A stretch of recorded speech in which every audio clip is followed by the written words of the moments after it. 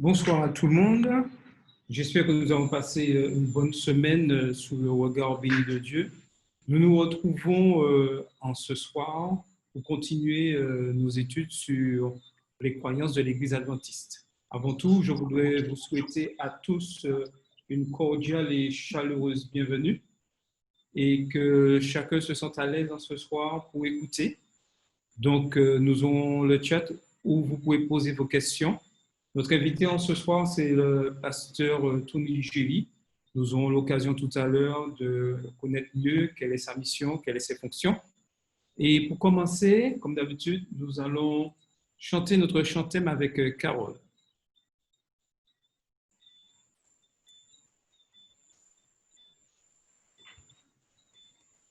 Bonsoir à tous, j'espère que tout le monde m'entend. Alors nous allons comme d'habitude interpréter notre chant-thème qui va être affiché dans quelques minutes. Et je réitère mes souhaits de bienvenue à tous, ainsi qu'au pasteur Gély, notre invité. Alors bien sûr, je ne vous vois pas, mais en tout cas, j'espère que vous chantez à tue-tête avec moi de chez vous. On y va ? Dans tous nos cœurs brûle cette espérance du retour de notre Sauveur.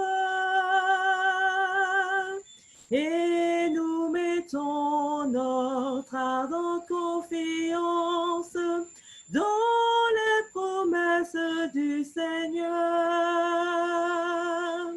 Bientôt du monde en émoi, tous les peuples réveillés te lèveront pour chanter Alléluia, Christ est roi. Dans tous nos cœurs brûle cette espérance du retour de notre Sauveur. Soyons unis en Christ notre Seigneur et motivés par son amour. Prions pour ceux qui vivent dans la peur et parlons-leur de son retour. C'est l'objet de notre foi. Jésus-Christ apparaîtra et l'Église chantera Alléluia, Christ est roi. Soyons unis en Christ notre Seigneur et motivés par son retour. Merci, bonne écoute à tous. Merci, Carole. Donc, j'invite tout à chacun à incliner sa tête, incliner la tête. Nous allons prier. Seigneur Dieu, nous voulons te remercier. Tu nous as protégés au cours de cette semaine et tu nous permets d'entrer dans ce 5 jours de repos que tu as mis à part pour chacun d'entre nous, Seigneur. Pardonne tous nos offenses à commettre au cours de cette semaine, que nous soyons pleinement purifiés en ton nom. Alors que nous allons participer à ce programme, nous le remettons entre tes mains et nous remettons l'intervenant qui aura à nous faire partager ses croyances en ce soir. Permet qu'elle puisse nous faire nous conforter dans nos choix que nous avons faits et que nous permettent de continuer notre cause chrétienne. Merci pour tout ce que pour nous. Nous avons pu être ta gloire. Amen. Donc, comme je le disais tout à l'heure, c'est avec plaisir que nous recevons en ce soir le pasteur Tony Gély. Donc, est-ce qu'il m'entend? Oui, bonsoir, je t'entends parfaitement. Bonsoir, pasteur Gély. Comme je disais, merci d'avoir accepté notre invitation sur ces études de croyances. Et je sais qu'à un moment, tu étais président de la Fédération de la Martinique. Et maintenant, pourrais-tu nous dire quelles sont tes fonctions en ce moment et comment ça se passe, ta mission dans l'endroit où tu te trouves? Donc, je suis en Guyane depuis 3 ans. Je suis à la fois pasteur et un des administrateurs de la mission de la Guyane. Donc, c'est une expérience enrichissante où on découvre des aspects différents du ministère et même des êtres humains, puisqu'on apprend à connaître d'autres cultures, d'autres populations. Et c'est une expérience qui se passe bien par la grâce de Dieu jusqu'à présent. Comme vous le savez, la Guyane a été plus ou moins touchée par le Covid assez sérieusement ces temps derniers. Mais d'après les chiffres qui sont communiqués, nous avons une nette amélioration depuis 2 ou 3 semaines. Donc, nous n'avons pas réouvert Il n'y avait pas eu de les fichier. églises depuis mars. Imaginez maintenant s'il n'y avait pas eu de fichier. Excuse-moi, Je oui. disais, depuis mars, les églises sont fermées ici, elles n'ont pas pu réouvrir. Donc, nous attendons et nous espérons que très prochainement, nous pourrons réouvrir nos églises qui sont fermées depuis quasiment 6 mois maintenant. Voilà un petit peu quelques mots sur la situation. Merci beaucoup. Nous allons continuer aussi à prier pour nos frères et sœurs de la Guyane française. Donc, comme je le disais, ce soir, nous continuons nos études sur les croyances de l'Église adventiste. Et ce soir, nous voyons 2 croyances, la numéro 12 et la numéro 13, l'Église et le reste et sa mission. Donc, avant de donner la parole au pasteur Gély, je commencerai juste une présentation qu'on trouve dans le livre et les 28 croyances de l'Église adventiste, à la page 159, où on parle de la croyance de l'Église. L'Église, nous est dit, est la communauté des croyants qui confessent Jésus-Christ comme Seigneur et Sauveur, dans la continuité du peuple que Dieu a suscité au temps de l'Ancien Testament. Nous sommes appelés parmi les habitants du monde et nous nous assemblons pour adorer, pour fraterniser, pour nous instruire dans la parole de Dieu, pour célébrer la Sainte Seine, pour venir en aide à l'humanité et pour proclamer l'Évangile au monde entier. L'Église reçoit son autorité du Christ, la parole incarnée révélée dans les Écritures. L'Église est la famille de Dieu, adoptée par le Seigneur comme ses enfants. Ses membres vivent selon les dispositions de la nouvelle alliance. L'Église est le corps du Christ, une communauté de foi dont il est lui-même la tête. L'Église est l'épouse par laquelle le Christ est mort afin de la sanctifier et de la purifier. À son retour triomphal, il la fera paraître devant lui comme une Église glorieuse, fidèle à travers les âges, rachetée par son sang, sans tache ni ride, mais sainte et irrépréhensible. Donc, comme accoutumé, le pasteur Gély fera une présentation de cette croyance, de ces 2 croyances. Si vous avez des questions entre-temps, vous pouvez poser ces questions durant le chat. Et après son exposé, nous aurons une demi-heure pour si vous avez des questions et il répondra chaleureusement à vos questions. Pasteur Gély, c'est à toi la parole. Oui, eh bien, merci. Je recommence en disant bonsoir à tout le monde. Merci pour votre invitation. Merci à votre pasteur qui a collaboré pour que nous puissions avoir cette rencontre ce soir. Et je remercie Dieu de ce que nous pouvons partager sur ce qu'est son Église, ce qu'est son peuple, pendant quelques minutes. Alors, voici comment nous pourrons agir ce soir. Puisqu'il s'agit de parler de nos 28 croyances, nous n'allons pas faire une lecture systématique des livres, des croyances telles que présentées dans le livre Les croyances de l'Église, puisque chacun peut et doit, pas seulement peut, mais devrait prendre le temps de lire ces croyances, parce que si nous appartenons à une Église, nous devrions pouvoir défendre nos croyances. Donc, pour cela, il faut déjà les connaître afin de pouvoir les défendre avec douceur, comme dit la Bible. Les défendre, ça ne veut pas dire rentrer dans une guerre avec les uns et les autres, mais ça veut dire pouvoir expliquer à quelqu'un qui nous demanderait raison de notre foi, c'est-à-dire qui nous demanderait, mais pour quelle raison est-ce que tu crois ainsi ou est-ce que tu fais ainsi? Donc, il est évident que nous devrions connaître nos croyances et être en mesure de les expliquer. Et cet ouvrage qui résume nos croyances, parce que c'est un résumé, cet ouvrage qui résume nos croyances, c'est un ouvrage qui est relativement bien fait, relativement disponible facilement aujourd'hui dans toutes nos librairies sous différentes formes, différents formats. Donc là, je voudrais commencer par inviter chacun à posséder ce livre et, qui contient nos 28 croyances et à l'étudier régulièrement. Donc, nous devons parler de l'Église et nous allons commencer par parler de l'Église avant de parler du reste. Donc, je vais essayer de faire en sorte que nous ayons le plus de temps possible à consacrer à la discussion plutôt qu'à l'exposer pour que nous puissions avoir le temps de pouvoir échanger et discuter selon vos besoins.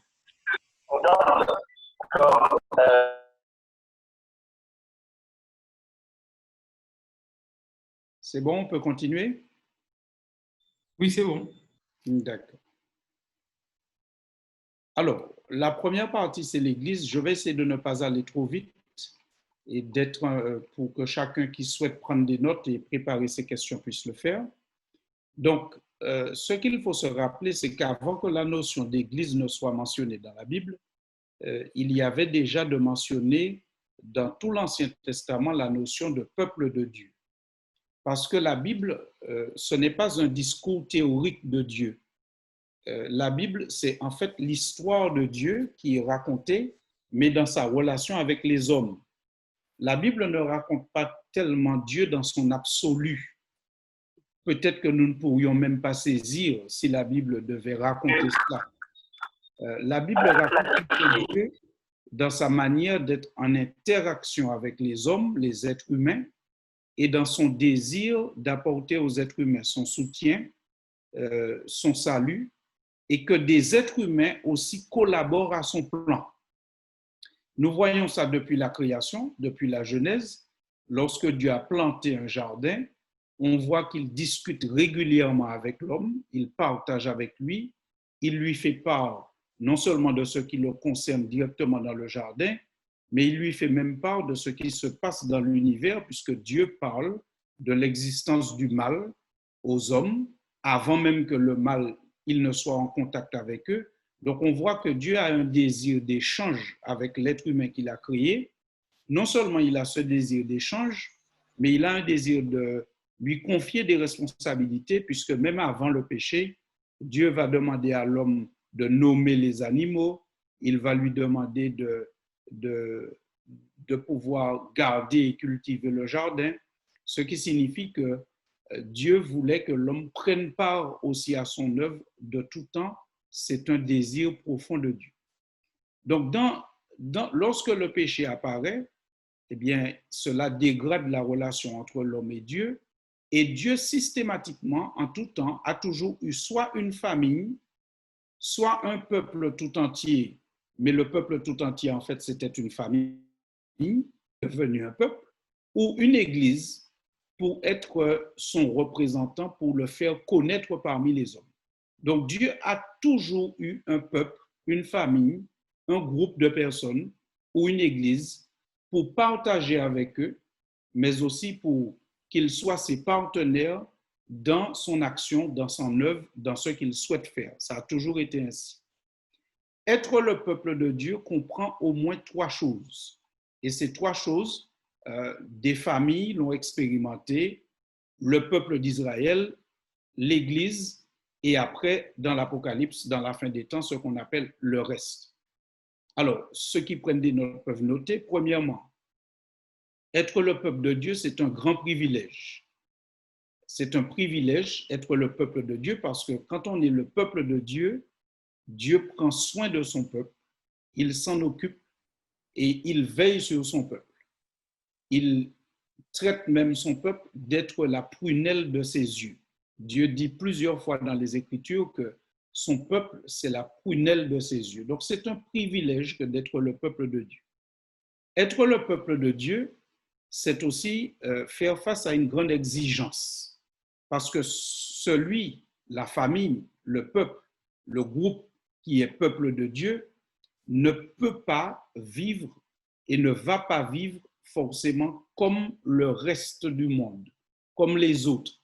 Alors, ils ne vont pas cultiver la différence pour faire bien, mais le fait qu'ils soient en relation avec Dieu va engendrer forcément une différence, puisque les croyances que Dieu va partager avec son peuple, le mode de vie que son peuple va avoir, ainsi que la mission qu'ils auront à remplir sur la terre, fera que de manière presque inévitable, il y aura des différences qui vont se créer avec le reste des hommes et ils devront assumer cette différence et ça devient une exigence parce qu'ils devront vivre de manière différente.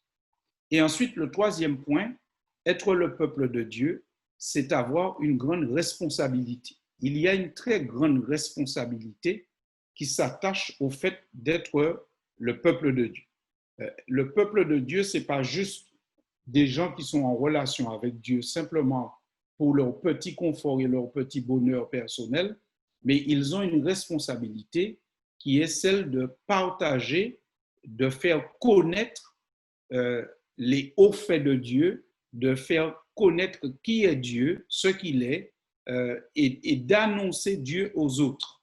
Donc ça, c'est la responsabilité. Ensuite, nous savons que ceux qui ont été ce peuple, on a dit tout à l'heure, c'est une famille, commençant par Noé, nous avons vu Noé et sa famille. Ensuite, nous avons vu Abraham et sa famille qui est devenu un peuple. Et ces gens-là ont toujours eu les trois piliers sur lesquels nous avons déjà discuté, un privilège, une responsabilité et une exigence. L'Église, donc, est instituée sur cette notion de peuple de Dieu qui est déjà bien connue dans l'Ancien Testament. Donc, l'Église va venir pour accomplir le même rôle que la famille de Noé accomplissait, ou que Abraham et sa famille, ou que le peuple d'Israël. Seulement, la notion de peuple, parce qu'ils ont une même nationalité, ce n'est plus ce qui fait la règle dans l'Église. Ce qui fait la règle dans l'Église, c'est le fait que les personnes qui sont là ont une communauté de foi. Ils peuvent être de nationalités différentes, ils peuvent être de couleurs de peau différentes, d'origines différentes, de sexes différents, de catégories sociales différentes. Ils peuvent être aussi du genre féminin, masculin différent, mais ils ont quand même une chose en commun, c'est la communauté de foi. Cette foi a un rapport avec le passé, ils croient en un Dieu créateur, ça a un rapport avec le présent parce qu'ils croient en un Dieu qui prend soin d'eux dans le présent, mais ils croient aussi, cette foi a un rapport avec l'avenir parce que la foi engendre une espérance et c'est une démonstration des choses qui ne sont pas encore, mais on y croit fermement et on vit en préparation de ces choses-là. Donc l'Église, c'est une assemblée qui résulte d'un appel. Un appel est émis par Jésus-Christ en ce qui nous concerne, et cet appel, c'est l'appel à suivre Christ, à être son peuple et à endosser une responsabilité vis-à-vis du monde, à le faire connaître. Donc le mot Église signifie appeler hors d'eux. Donc c'est un groupe de personnes qui est appelé hors du monde de ses pratiques communes, pas hors du monde dans un sens géographique, mais dans un sens sortir du monde de ses pratiques communes pour pratiquer la parole de Dieu et diffuser et faire connaître cette parole de Dieu qui est là et qui a besoin d'être connue par les autres pour le salut et qui a besoin d'être vécue par l'Église pour le bien de ceux qui s'y trouvent. Donc, l'Église reçoit, quand on lit le Nouveau Testament, quasiment tous les titres que le peuple d'Israël avait. On appelle souvent l'Église l'Israël spirituel, elle est appelée une nation sainte, elle est un royaume de sacrificateurs, elle reçoit quasiment tous les titres de l'ancien Israël, c'est parce qu'elle reçoit aussi la même mission que l'ancien Israël. En vous rappelant ces trois mots qui sont vraiment à la base de la réflexion, c'est-à-dire que c'est un privilège, une exigence et une responsabilité, eh bien la même chose équivaut pour l'Église, parce que vous vous rappelez des versets qui nous disent par exemple que si nous sommes des enfants de lumière, nous devons marcher comme des enfants de lumière. C'est-à-dire que nous ne marchons pas comme des enfants de lumière pour devenir des enfants de lumière, mais nous sommes des enfants de lumière parce que la véritable lumière, Christ, est entrée dans notre vie. Et quand nous sommes devenus enfants de lumière, eh bien, nous marchons quasi automatiquement comme des enfants de lumière que nous sommes devenus par la grâce de Christ. Donc, l'Église a aussi ce même privilège d'être aimée par le Seigneur. D'ailleurs, lorsque Christ a besoin de dire à quelqu'un comment il doit aimer sa femme et à une femme comment elle doit respecter son mari, il prend l'exemple de sa relation avec son Église. Dans Éphésiens chapitre 5, l'Église, c'est l'objet du plus grand amour de Dieu. Pour l'Église, le Seigneur est capable de se sacrifier, de se donner, de se livrer parce qu'il veut que son Église connaisse ce qu'il y a de meilleur. Lorsqu'on lit le livre de l'Apocalypse, qui est le livre qui raconte les choses qui se passeront à la fin des temps, dans ce livre, nous voyons que la première et la dernière préoccupation de l'auteur, qui n'est pas l'auteur ultime, qui n'est pas Jean, mais qui est le Saint-Esprit, c'est de nous faire savoir que Christ s'occupe de son Église. Lorsque nous prenons la première vision d'Apocalypse chapitre 1er, c'est la vision des chandeliers d'or, et au milieu de ces chandeliers d'or, le Fils de l'homme qui est au milieu de ces chandeliers. C'est la première vision de l'Apocalypse pour dire que le Christ est au milieu de son Église parce que ces 7 chandeliers représentent l'Église. On le voit très clairement quand on lit Apocalypse 1er. Et là, c'est une préoccupation d'entrer dans le livre de l'Apocalypse pour dire qu'il y aura des temps difficiles, mais Christ a toujours été et sera toujours au milieu de son Église. Et le livre de l'Apocalypse se termine par la consommation de cette relation entre Christ et son Église, puisqu'au chapitre 22, la vision finale, c'est Christ, Dieu sur leur trône, et tout autour, un peuple qui peut voir le Seigneur et qui peut le contempler pour l'éternité. L'Église, dans le Nouveau Testament, comme dans l'Ancien Testament, a une mission. On en a déjà parlé, mais il faut savoir que cette mission, elle est décrite avec quelques mots bien choisis dans le Nouveau Testament. Par exemple, dans 1 Timothée 3, versets 14 à 15, l'apôtre dit que l'Église, c'est l'Église du Dieu vivant et que l'Église est la colonne et l'appui de la vérité. L'Église est la colonne et l'appui de la vérité. Alors, la vérité, nous sommes d'accord que la vérité, c'est Christ. Jésus a dit qu'il est la vérité. Donc, la mission de l'Église, c'est d'élever Christ, de faire connaître Jésus, de parler de Jésus, de son œuvre, depuis la création jusqu'au salut ultime de l'homme, le jugement final, le jugement dernier. Toutes ces choses sont menées par le Christ. La création, nous avons des textes bibliques qui le disent, le salut sur la croix, le Christ, c'est lui qui est encore à la manœuvre. Et pour le jugement, le livre des Actes nous dit que Dieu a choisi Jésus par lequel il jugera le monde. Donc, le rôle de l'Église, et c'est là que nous ne devons pas nous tromper, c'est avant tout d'élever Christ, sa personne, son amour, son attachement à l'homme, son désir de le sauver, sa mission de la création jusqu'au jugement dernier. Et forcément, quand on élève Christ, on parle de toutes les doctrines.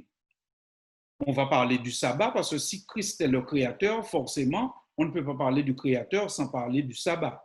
Si Christ est celui qui sauve, on ne peut pas parler du Christ sans parler du baptême, sans parler de la grâce, du pardon, etc. Si Christ est l'auteur, celui qui met en œuvre le jugement dernier, eh bien, on ne peut pas ne pas parler de tout ce qui accompagne la fin des temps, toutes ces doctrines que nous connaissons, pardon, telles que la marque de la bête, le sceau de Dieu, le retour de Jésus.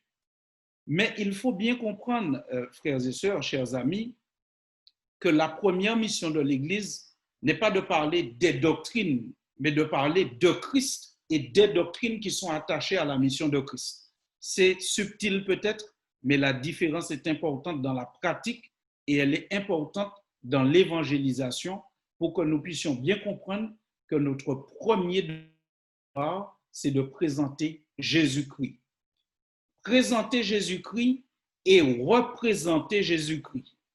Je reprends cette phrase, présenter Jésus-Christ et représenter Jésus-Christ, c'est-à-dire avoir cette attitude qui fait que lorsque l'Église est vue en action, lorsque l'Église, c'est nous, c'est chacun qui compose l'Église, parce que la notion d'Église n'est pas attachée à un bâtiment. La notion d'Église est attachée à un groupe de personnes. Ça, nous l'avons dit, un groupe qui a été appelé pour remplir cette mission. Et par conséquent, lorsque nous présentons et nous représentons Christ, nous accomplissons la mission qui a été donnée à l'Église, parce que l'Église est la colonne et l'appui de la vérité. L'Église, comme dit l'apôtre Paul, est appelée à faire connaître aux hommes le Christ. Il est appelé à faire connaître au monde l'amour de Dieu manifesté. Et nous trouvons cela notamment dans Éphésiens 3, au chapitre 10, où l'apôtre dit que l'Église est appelée à faire connaître aux autorités, aux dominations, enfin à tout le monde, à l'univers entier, la sagesse infiniment variée de Dieu qui se révèle en Jésus-Christ. Donc ça, c'est la mission de l'Église. Il ne faut pas oublier que cette mission-là suscite la colère du diable. Donc, l'ennemi n'a jamais aimé le Christ. La Bible présente dans différentes parties le conflit qui existe entre Christ et l'ennemi. Et l'ennemi a toujours cherché à faire disparaître le Christ, prendre sa place, minimiser son importance.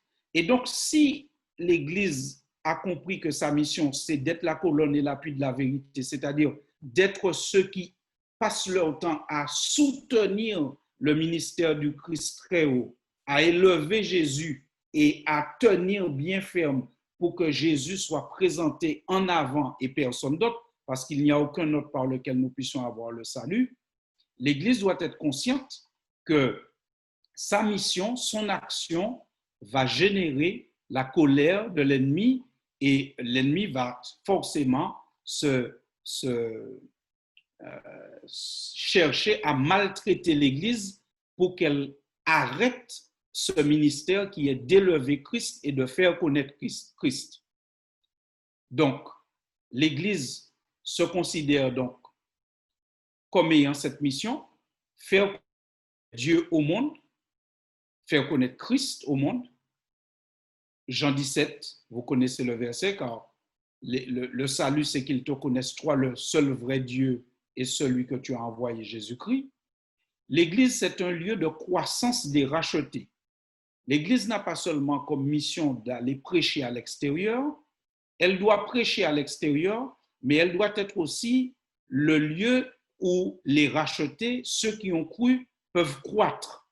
Donc l'Église a cette double action de propager l'Évangile à l'extérieur, à ceux qui ne sont pas encore dans son sein, mais également à nourrir ceux qui sont dans son sein pour qu'ils puissent croître et qu'ils puissent surtout rester debout parce que l'ennemi cherchera forcément à déstabiliser l'un après l'autre des membres de l'Église pour affaiblir l'Église tout entière.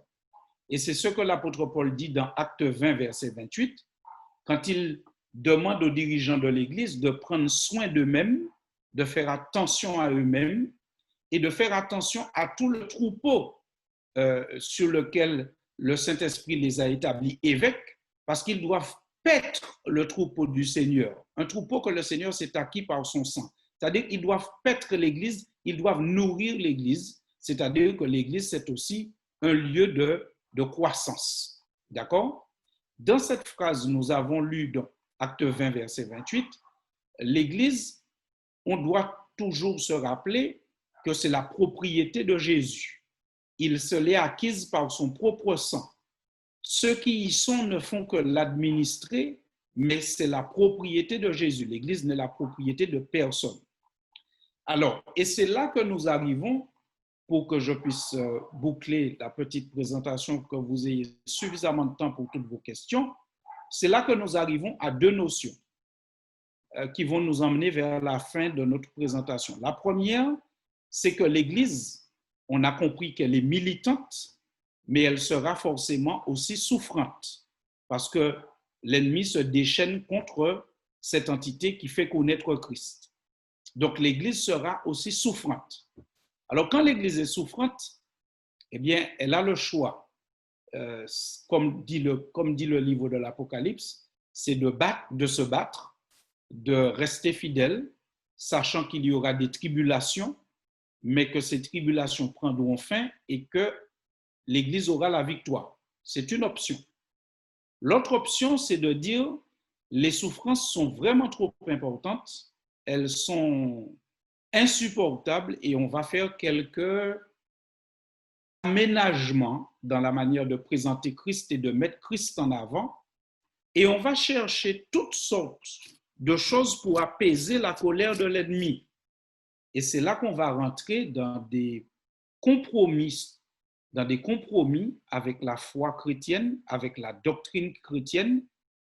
Et tout à l'heure, peut-être que nous pourrons développer avec vos questions.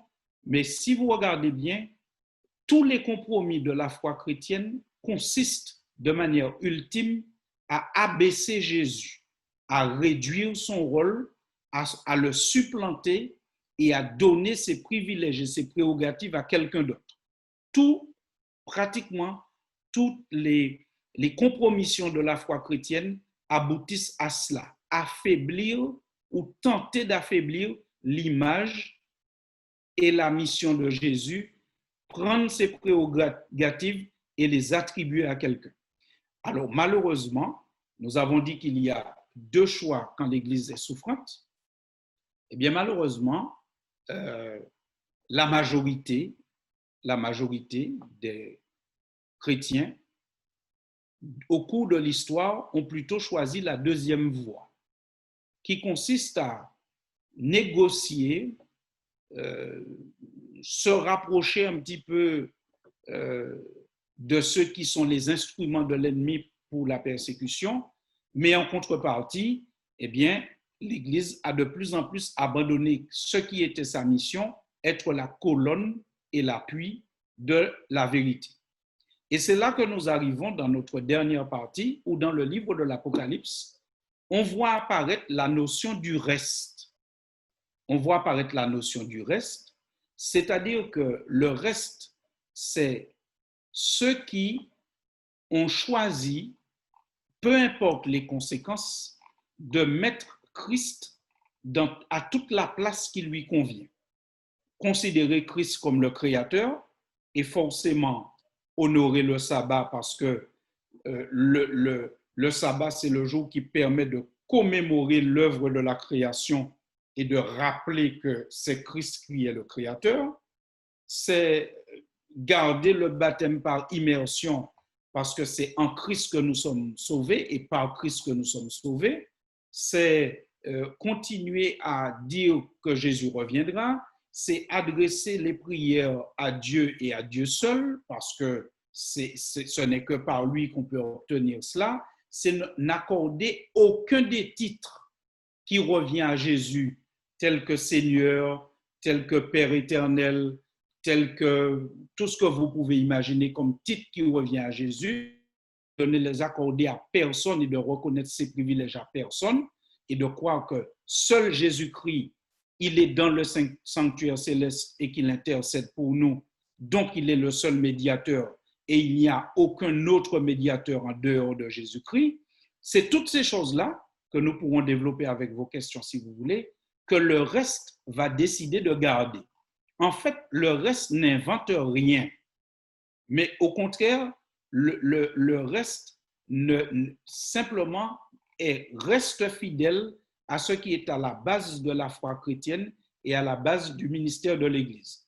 Donc, le reste sera un groupe qui va se développer, surtout à la fin des temps, mais pas que, puisque si nous prenons toute l'histoire de la Bible, Dieu a toujours eu besoin d'un reste. Il y a toujours eu un moment où le grand groupe, où la majorité était en train de défaillir, et il y avait toujours un reste qui gardait la foi de manière intégrale et qui surtout accordait à Dieu tous les privilèges et n'accordait pas des privilèges à Baal ou à d'autres dieux, mais tous les privilèges revenaient à Dieu. Donc le reste, c'est quoi? Le reste, c'est le groupe qui dit nous ne voulons pas nous distinguer pour nous distinguer, mais nous voulons absolument garder la parole de Dieu et garder le ministère tel que Dieu l'a confié à l'Église.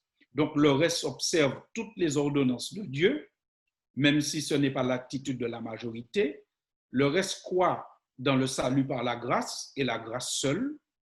Le reste croit qu'elle a une mission prophétique, c'est-à-dire annoncer le retour de Jésus, et que cette mission prophétique s'accomplit par la prédication et le témoignage. Par la prédication et le témoignage. C'est pour cela qu'on parle dans la Bible d'une foi agissante. Le reste, elle garde toutes les pratiques que Dieu lui donne pour se sanctifier, pour se purifier, parce qu'elle considère que l'action qu'elle doit mener ne sera menée que par le fait que Dieu va habiter ce groupe, c'est-à-dire habiter chacun des membres du groupe. Et pour cela, nous savons bien que Dieu habite dans des endroits et dans des lieux qu'il a sanctifiés, qu'il a purifiés.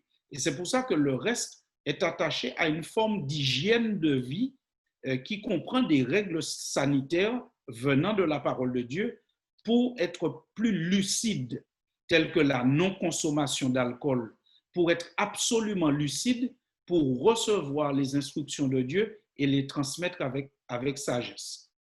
Le reste accepte la notion de souffrance, de persécution, parce qu'on sait que la mission telle qu'elle est acceptée d'être la colonne et l'appui de la vérité engendre toujours le déplaisir de l'ennemi qui a montré bien avant la création du monde que l'un de ses objectifs c'était de détruire le Christ. Et vous savez bien qu'il y a deux manières de détruire quelqu'un, soit en le tuant physiquement et en le faisant disparaître, ou en ruinant son influence. À ce moment-là, cette personne, c'est d'une certaine manière, on l'a fait mourir parce qu'on a ruiné son influence et elle n'a plus d'influence, donc elle n'existe pas ou très peu. Donc, en quelque part, on a fait mourir cette personne. Ayant dit tout cela, on arrive au point où, dans le livre de l'Apocalypse, le reste est présenté dans une phrase très courte, mais extrêmement riche. Eh bien, c'est quand il est dit que c'est ici la persévérance des saints qui gardent les commandements de Dieu et la foi de Jésus, ou encore la foi en Jésus. Les deux peuvent être acceptés d'après la manière dont le texte est rédigé. Et le reste, c'est simplement ce groupe-là. Alors, le reste n'est pas le reste parce qu'ils sont impeccables. Parce que si nous prenons l'histoire des différents restes qu'il y a eu, par exemple, le premier reste a été Noé et sa famille, eh bien, il n'était pas impeccable, il n'était pas sans aucun défaut, puisque la Bible dit que Noé trouva grâce aux yeux de Dieu. Il a été sauvé par grâce. S'il a besoin de grâce, c'est qu'il avait des faiblesses.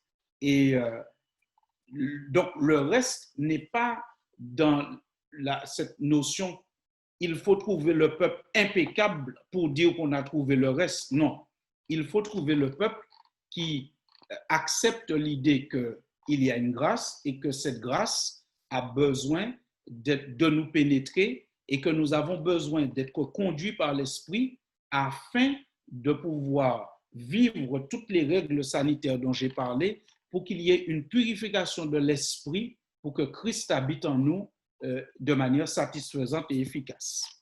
Donc, le reste, ce sont ceux qui gardent les commandements de Dieu et qui ont la foi de Jésus et qui, à la fin des temps, seront capables, Apocalypse 13 et 14, seront capables d'endurer le fait d'être mis au banc de la société parce qu'ils restent fidèles à Dieu, parce qu'ils gardent Christ très haut dans leur estime et dans la présentation qu'ils en font au monde.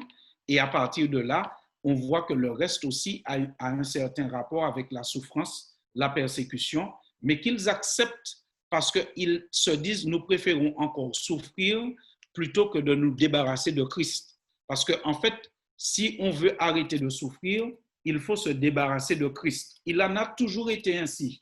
On peut lire avec intérêt l'évangile de Jean au chapitre 9, où un homme a été guéri par Jésus et on lui dit, écoute, soit on te chasse de la synagogue, ce qui est quasiment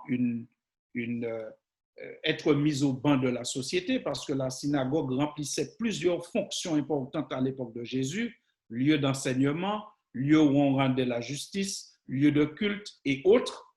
Donc, on lui dit, écoute, il faut simplement que tu ne dises pas, ne le confesses pas publiquement si tu ne veux pas être chassé de la synagogue. Et sa mère, la mère de cet homme et son père sont convoqués pour essayer de comprendre la situation de cet homme. Et vous connaissez leur réponse. Ils répondent, il a de l'âge, il parlera pour lui-même. Entre guillemets, il se lave les mains avant Pilate, les parents de cet homme. Donc, c'est pour dire que c'est ça, en fait, l'enjeu. L'enjeu, mes frères et sœurs, et je vous prie de bien comprendre ce que je vais dire maintenant, l'enjeu n'est pas seulement ou n'est pas avant tout une question de sabbat ou de baptême par immersion ou autre. L'enjeu, c'est avant tout Jésus-Christ. Parce que lorsqu'on se défait du sabbat, c'est quand quelque part on s'est déjà défait de Jésus-Christ. Et si on est attaché à Jésus-Christ, on ne peut pas se défaire du sabbat, on ne peut pas se défaire du baptême par immersion, on ne peut pas adresser des prières à des saints parce que Jésus est le seul médiateur. Donc comprenons bien que l'enjeu, c'est plus qu'une question de doctrine, c'est une question de Jésus-Christ lui-même. À lui, nous sommes attachés à la vie, à la mort, et nous sommes attachés à lui. Et quand nous sommes attachés à lui, eh bien, tout ce qui parle de lui, tout ce qui le met en avant, nous sommes aussi attachés à toutes ces choses de manière non négociable. D'accord? Et donc, nous comprenons que le reste, pour finir, dans Apocalypse 19, 10 et dans Apocalypse 22, 9, le reste, c'est non seulement, comme nous l'avons vu, ceux qui gardent les commandements de Dieu, qui ont la foi de Jésus, la foi en Jésus, mais ce sont ceux aussi qui sont attachés au témoignage de la prophétie. Ceux qui sont attachés au témoignage de la prophétie et qui, comme il est dit dans Apocalypse 22, 9, gardent les paroles de ce livre. Ils sont attachés à ce témoignage, à cette prophétie. Et donc, une des caractéristiques extrêmement fortes du reste, et on pourrait dire de la véritable Église, l'Église de Dieu, c'est que ce sont des personnes qui croient à la prophétie. Et le but ultime de la prophétie, c'est de dire que le mal ne va pas demeurer à toujours, que le bien va triompher et que ceux qui s'attachent à Dieu passeront peut-être par des moments de tribulation terribles, mais qu'en fin de compte, ils vivront avec Christ dans un royaume de paix, d'amour et de joie. Donc, la dernière caractéristique du reste que nous présentons, c'est celle-là. Elle est attachée à la prophétie et la prophétie de manière ultime, ce qu'elle annonce, c'est le retour de Jésus, la destruction du mal et l'établissement du royaume de Dieu.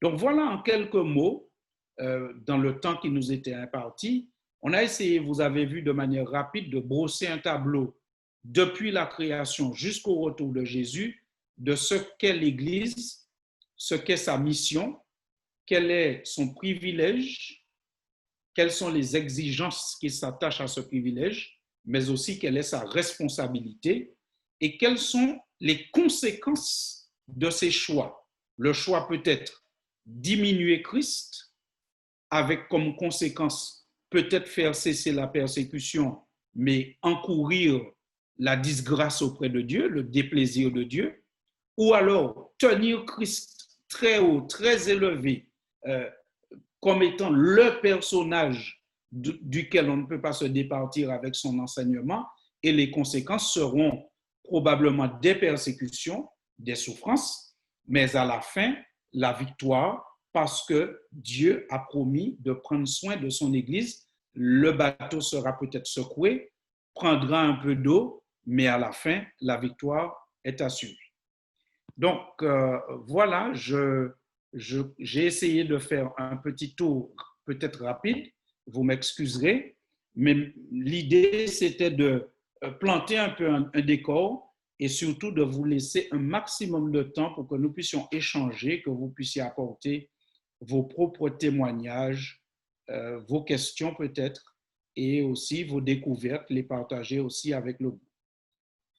Oui, merci, Pasteur Géry. Donc maintenant, c'est le moment des questions. Donc, nous avons deux possibilités pour les questions. Soit vous utilisez le chat, soit vous levez la main, vous utilisez, et on va vous donner la parole.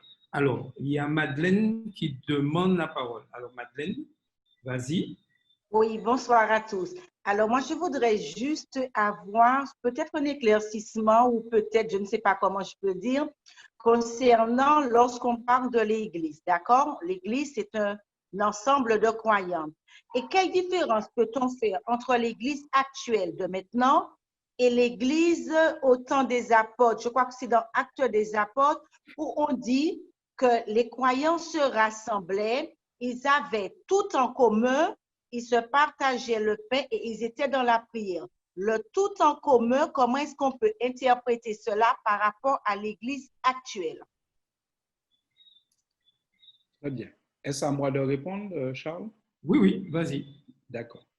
Alors, ce que je pourrais dire, c'est qu'il ne faudrait pas faire une photographie de ce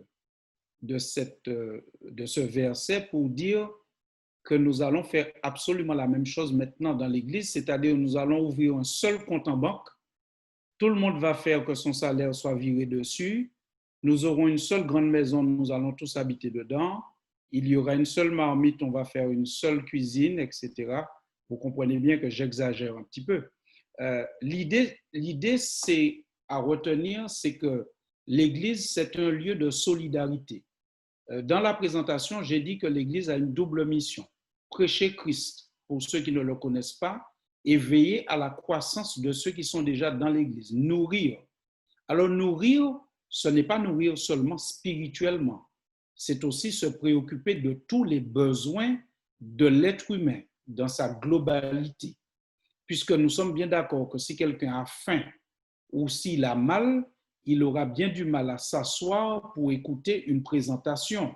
Il faut d'abord ou en même temps se préoccuper de tous ses besoins. Et c'est d'ailleurs pourquoi notre Église, par exemple, a différents départements. Et théoriquement, quand on a bien compris et quand tout fonctionne de manière nominale, les départements, c'est dans ce but de veiller à prendre soin de tous les besoins de l'être humain, de tous les aspects de sa personne, pour qu'il soit le plus disponible possible à la réception de la parole de Dieu, à l'intégration et au partage de la parole de Dieu. Donc l'Église avait tout en commun. Cela signifie que l'Église doit être un lieu solidaire où on prend soin des besoins des autres, besoins affectifs, besoins matériels, besoins de partage. Et donc l'Église devrait aussi jouer ce rôle. On devrait pouvoir être accueillant, accueillir ceux qui en ont besoin et prendre soin d'eux. D'ailleurs, il y a un texte de la Bible que nous pourrions retrouver où l'apôtre Paul, il me semble que c'est dans l'Épître aux Romains, fait des recommandations à l'Église qui doit accueillir une diaconesse, de mémoire c'est Phobé, qui doit accueillir une diaconesse qui va venir. Et l'apôtre leur dit, je vous demande d'accueillir Phobé, qui est une diaconesse, une sœur, etc., d'une manière digne des saints. C'est-à-dire qu'il est en train de dire, que dans l'Église, il y a une manière d'accueillir. Et cette manière doit être digne des saints. C'est-à-dire que les saints, quand ils accueillent, quand ils partagent, quand ils nourrissent, quand ils prennent soin de quelqu'un, ce n'est pas n'importe comment, ça doit être digne des saints. Et c'est ce que la Bible nous fait savoir dans le livre des Actes, c'est que dès le début, l'Église a connu cet aspect-là, l'aspect de partage, l'aspect de solidarité. Et si aujourd'hui ça s'est un peu refroidi, eh bien nous avons intérêt à chercher où il y a du bois pour réchauffer cette notion-là, allumer un bon feu pour réchauffer cette notion, parce que plus nous irons vers la fin des temps, plus nous aurons besoin et nous aurons à être solidaires. Parce que le petit monde dans lequel nous sommes, où chacun a son job, chacun a sa maison, chacun est plus ou moins dans un individualisme, plus nous irons vers la fin des temps, et vous l'avez déjà compris, eh bien, plus il y aura des difficultés à vivre, du chômage, et plus on sera amené à partager, à mettre tout en commun dans l'Église, même si on n'habite pas tous ensemble, mais on sera appelé à partager, à être solidaires. Alors, certains territoires vivent déjà cela plus que d'autres. Nous avons, par exemple, dans le territoire où nous sommes, vous le savez qu'il y a beaucoup de personnes en situation précaire, des personnes qui sont sur le territoire dans des situations assez aléatoires, mais l'Église a aussi contact avec ces personnes. Et notre secours adventiste, par exemple, eh bien, je leur tire mon chapeau parce que c'est un travail incessant quasiment tous les jours qu'il y a à faire. Et ça aussi, c'est le rôle de l'Église. Alors, j'espère avoir répondu à la question. Je ne sais pas si notre sœur qui avait posé la question peut dire si j'ai un peu bien compris sa question ou pas. Oui, la question a été bien répondue, d'accord? Mais je parle dans le sens où, par exemple, c'est toi qui l'as dit, que nous devons présenter Christ. C'est Jésus qu'on doit présenter. Et tu as dit que de toutes les façons, quand on va présenter Jésus, la notion du baptême et du sabbat, tout cela coulera dessus, si je comprends bien. Oui. Donc, est-ce que j'ai bien compris? Est-ce que c'est cela que quand nous présentons Christ dans nos églises, je parle bien de l'église adventiste, nous avons la notion d'accepter Jésus et de comprendre et de pouvoir le suivre sans problème. Tout à fait. Alors, souvenons-nous, quand les anges sont venus dire aux bergers que Jésus est né et qu'ils doivent aller annoncer la naissance de Jésus, dans l'évangile de Luc au chapitre 2, les anges disent aux bergers, vous devez aller dire aux gens qu'aujourd'hui, dans la ville de David, il vous est né un sauveur, le Seigneur, le Christ. Il emploie ces trois expressions-là. Et c'est pour dire que lorsqu'on présente Christ véritablement comme les êtres célestes le font, on présente Christ dans tous les aspects de sa personne. Sauveur, Seigneur, Christ. Malheureusement, aujourd'hui, on a beaucoup l'impression que certaines églises ne présentent que le Jésus sauveur et ne mettent pas en avant le Jésus Seigneur, le Jésus qui est le maître, le Seigneur, celui qui a autorité, qui est législateur. Quand un Seigneur a un royaume, le Seigneur fait des lois pour son royaume, il fait des règles. Et quand on va présenter Jésus, c'est tous les aspects de sa personne qu'on va présenter.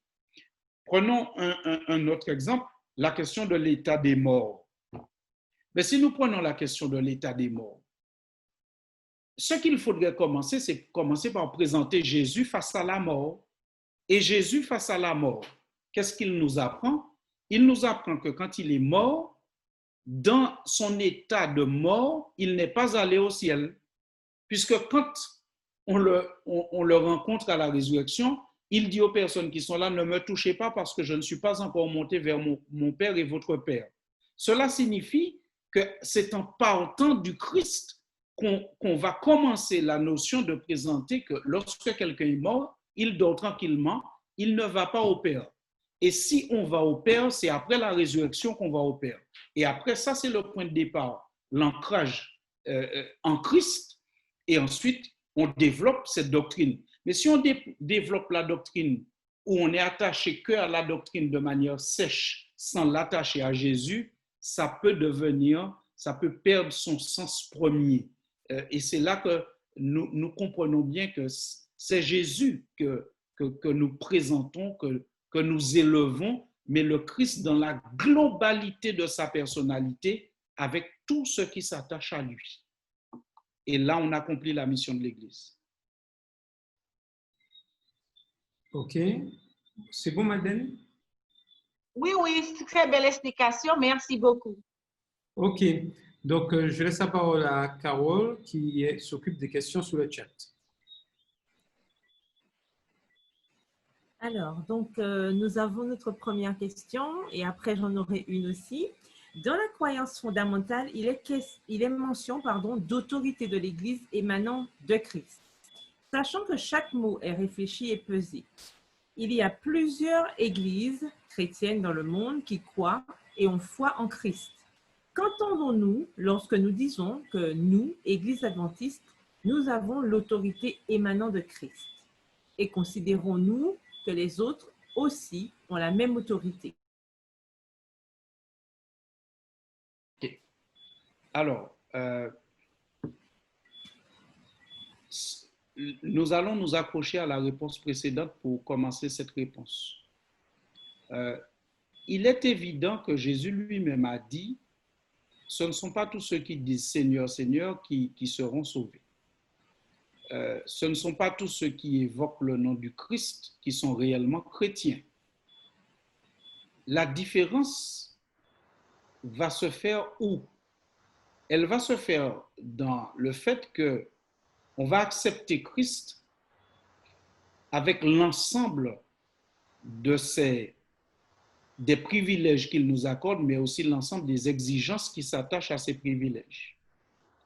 Et on ne peut pas ne pas reconnaître qu'il y a nombre d'églises, nombre de groupes chrétiens, de plus en plus nombreux d'ailleurs, parce que il y a ce qu'on peut constater, une espèce de morcellement du christianisme, parce que chacun veut avoir une église à sa main, c'est-à-dire une église qui lui convienne parfaitement. Donc, c'est pour ça qu'il y a division, et des fois, sur des détails, on se sépare, parce que chacun veut que ça lui convienne et non pas faire que lui convienne à Christ.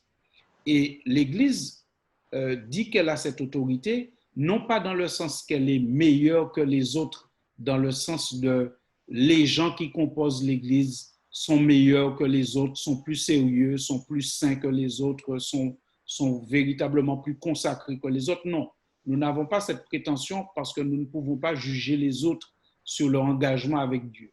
Mais l'Église agit par autorité parce que Christ a donné une autorité à son Église depuis toujours.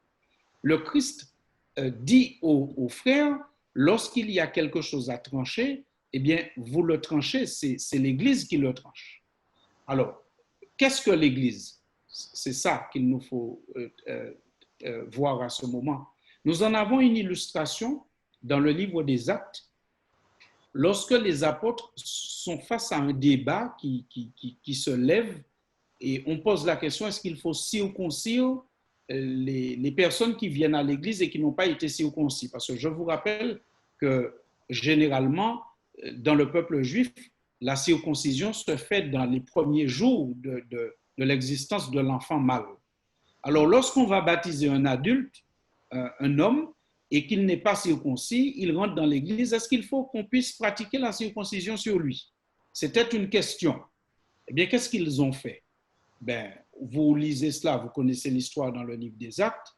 Ils se sont réunis, l'apôtre Paul est monté, ils ont discuté, mais quand vous lisez le passage, vous sentez la présence du Saint-Esprit qui est là avec eux et qui les dirige dans une réflexion, dans une discussion, dans un partage, et à la fin, ils tirent une conclusion.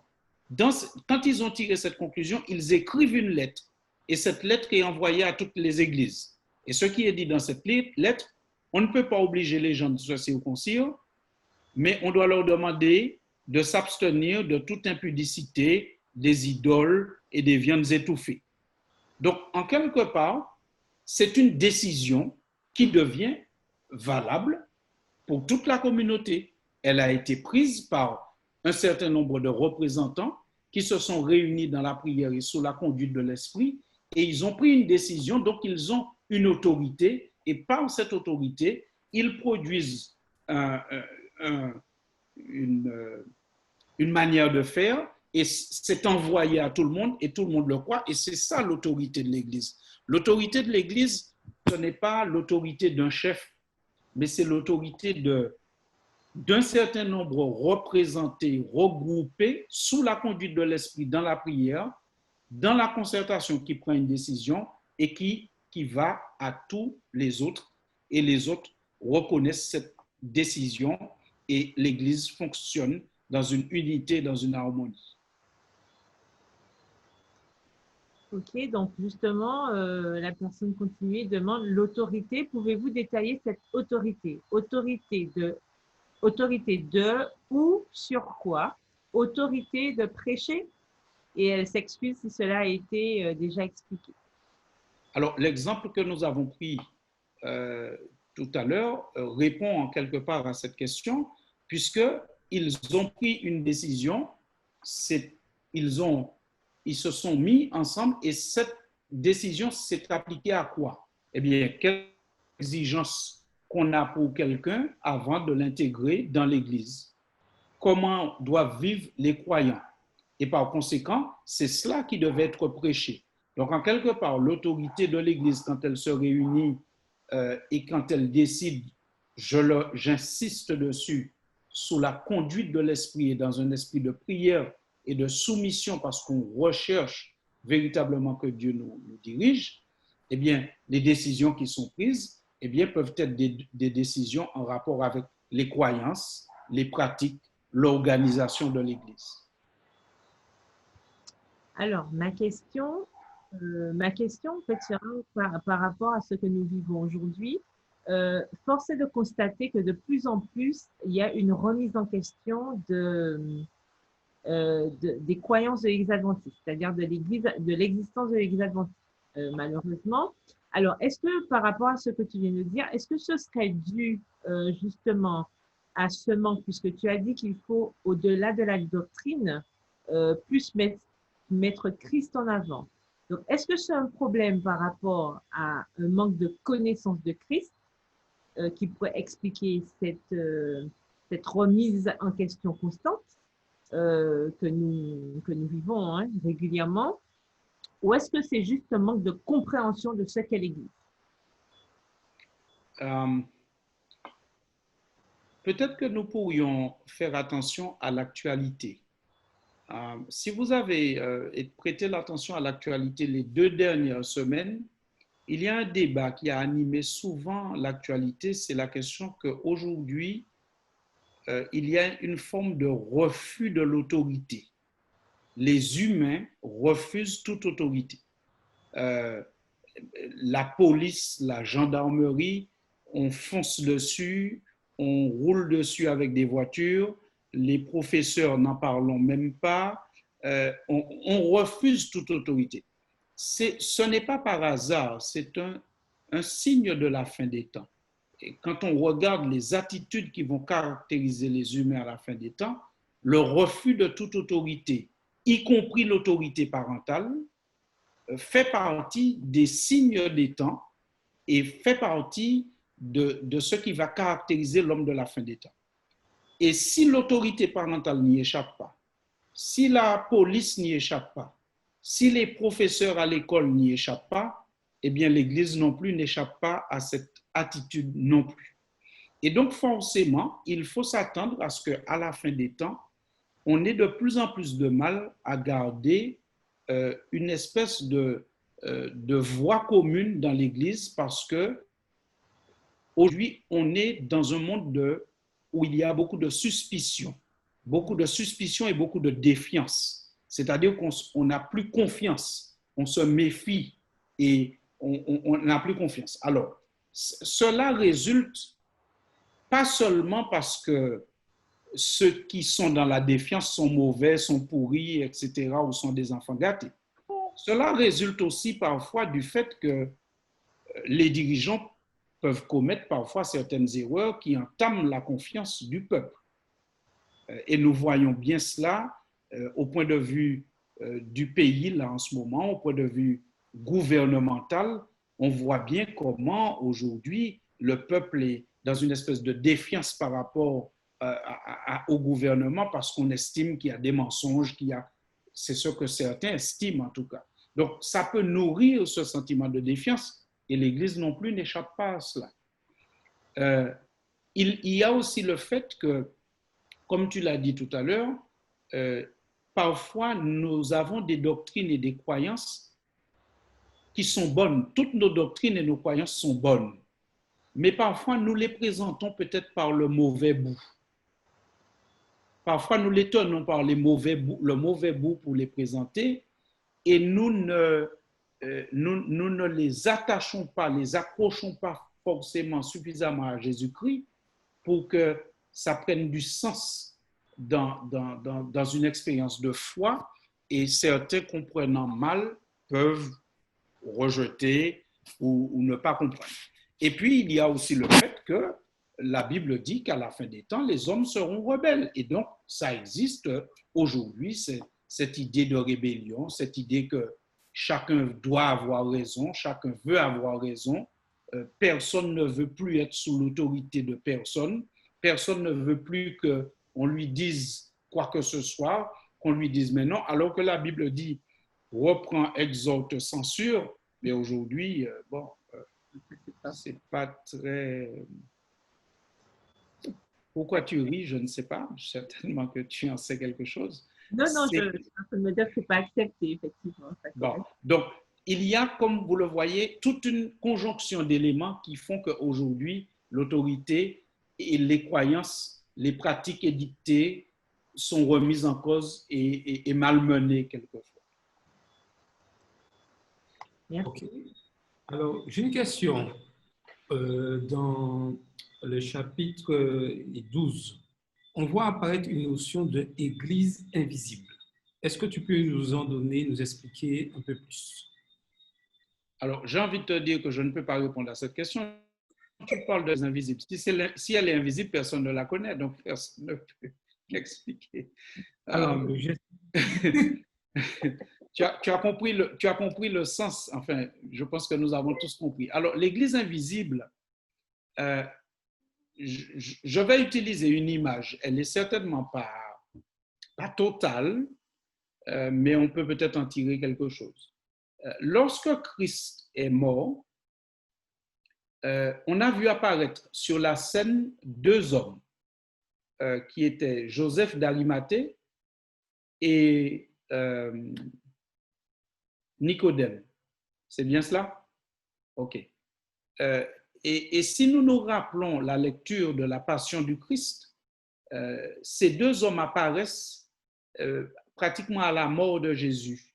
Ils vont voir Pilate pour demander le corps de Jésus, mettre dans un tombeau, et Nicodème apporte du parfum, etc. Mais la Bible les présente en disant pour les deux la même chose. Ils étaient disciples de Jésus comme en secret. Ils étaient disciples de Jésus secrètement.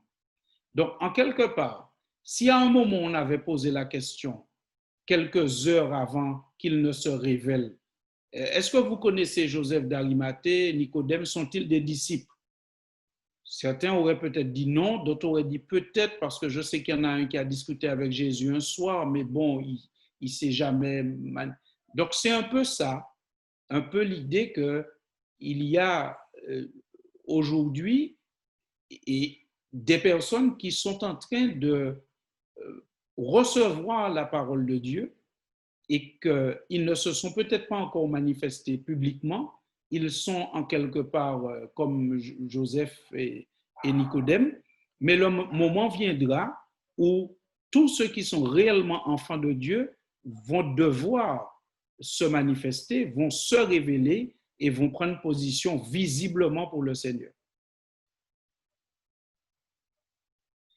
Oui, donc je me basais sur le texte de Jean 10, verset 16, qui dit « J'ai encore d'autres brebis qui ne sont pas de cette bergerie, celles-là, il faut que je les amène. Elles entendront ma voix et il y aura un seul troupeau, un seul berger. On peut ajouter ce texte à l'explication, effectivement. Merci. Mais dans la notion de reste, est-ce Oui. que c'est particulier à notre Église ou ça peut et avoir d'autres personnes? Alors, quand on lit la croyance telle qu'elle est présentée par l'Église adventiste, depuis le début, se considère comme l'Église du reste. Alors, nous avons, dans la première présentation, un peu expliqué c'est quoi la notion du reste. La notion du reste, ce n'est pas une notion de meilleur que les autres, etc. Nous avons vu que la notion du reste, ce sont ceux qui endossent l'idée, qui acceptent l'idée qu'ils doivent présenter Christ avant tout, qu'ils doivent présenter Christ en dépit de tout et qu'ils doivent mettre Christ en avant, quelles que soient les conséquences. Et l'Église se considère donc comme l'Église du reste.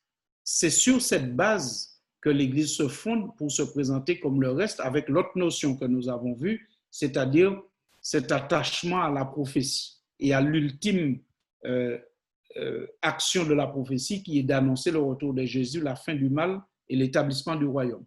Donc, sur cette base-là est le reste. Maintenant, dans cette base-là, eh bien, il va rentrer beaucoup d'autres personnes qui n'y sont pas encore aujourd'hui. Et ça, c'est ce que la Bible annonce et c'est notre espérance.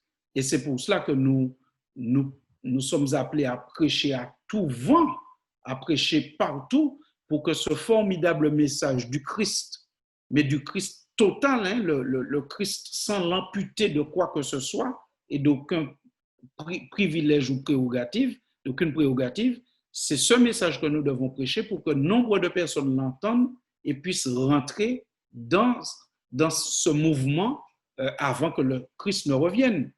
Et si nous observons ce qui se passe dans le monde aujourd'hui, nous n'avons peut-être pas encore aujourd'hui ce grand nombre de personnes qui entrent, mais nous avons aujourd'hui un grand nombre de personnes qui se questionnent. Peut-être que ce serait bien qu'on interroge les tenanciers des librairies chrétiennes, mais cet après-midi encore, j'avais une conversation avec un des employés de notre librairie et il me disait, écoute, les Bibles se vendent ces jours-ci énormément, on vend énormément de Bibles. C'est-à-dire qu'il y a énormément de personnes qui se posent des questions et qui aujourd'hui ne veulent peut-être plus se contenter d'un simple discours qu'ils entendent à l'église lors du culte, quelle que soit la confession à laquelle ils appartiennent, mais qui voudraient aller un petit peu plus loin.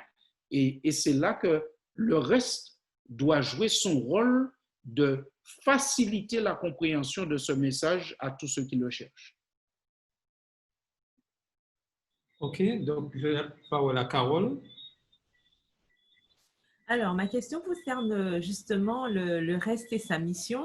Alors, tu en as parlé tout à l'heure, surtout en ce moment, hein, depuis quelque temps, on voit beaucoup de lanceurs d'alerte, différents messages qui apparaissent et de plus en plus, bon, c'est mon opinion, je dis malheureusement, certains se lancent aussi sur cette vague. Alors, j'aimerais savoir par rapport au reste et à sa mission, est-ce que nous sommes là justement pour lancer et véhiculer et alimenter le papa dit ceci, voilà ce qui se passe par là, vaccin machin, enfin, je pense que tu vois un petit peu ce que je veux dire. Est-ce qu'en tant qu'adventiste justement du 7e jour, c'est là notre rôle? Est-ce que c'est notre mission justement de servir de lanceur d'alerte, surtout quand on n'a pas une information fiable? La parole de Dieu, elle est fiable, mais est-ce que ces informations-là, enfin, est-ce que ça peut faire partie de la mission justement, dans ce sens-là? J'espère que ma question est claire. Oui, elle est claire. il suffirait de faire un coup d'œil en arrière et de voir que le monde a traversé d'autres crises. Et il y a eu des choses qui sont apparues qu'on ne comprenait pas forcément très bien et qu'on a lancé d'énormes alertes, dire que ces choses-là, c'est tout ce qu'on peut imaginer. Et ces personnes-là qui disaient ces choses-là, peut-être à propos du code barre ou à propos de la carte à puce ou à propos d'autres choses encore, ces personnes-là ont aujourd'hui 5 cartes à puce dans leur portefeuille. Leur carte vitale, c'est une carte à puce et elles ont peut-être une dizaine d'autres cartes à puce encore. Je pense qu'il ne nous faut pas nous tromper sur ce qui devrait faire l'objet de nos méditations. Ce qui devrait être l'objet de notre enseignement. Nous n'avons pas à présenter et à nous appesantir sur ces choses, mais je le répète encore une fois, nous devons présenter Christ. Christ n'est pas seulement celui qui est venu mourir sur une croix. Christ est celui qui aujourd'hui est vivant et qui intercède pour nous. Christ est celui qui intervient dans la vie des hommes. Après sa mort, sa résurrection et son ascension, le Christ est descendu parler à l'apôtre Paul, le faire tomber de son cheval. Donc, le Christ aujourd'hui intervient encore dans la vie des gens. Il nous faut présenter Christ. Et c'est en présentant Christ qu'on fait tomber les fausses croyances. Par exemple, est-ce qu'il faut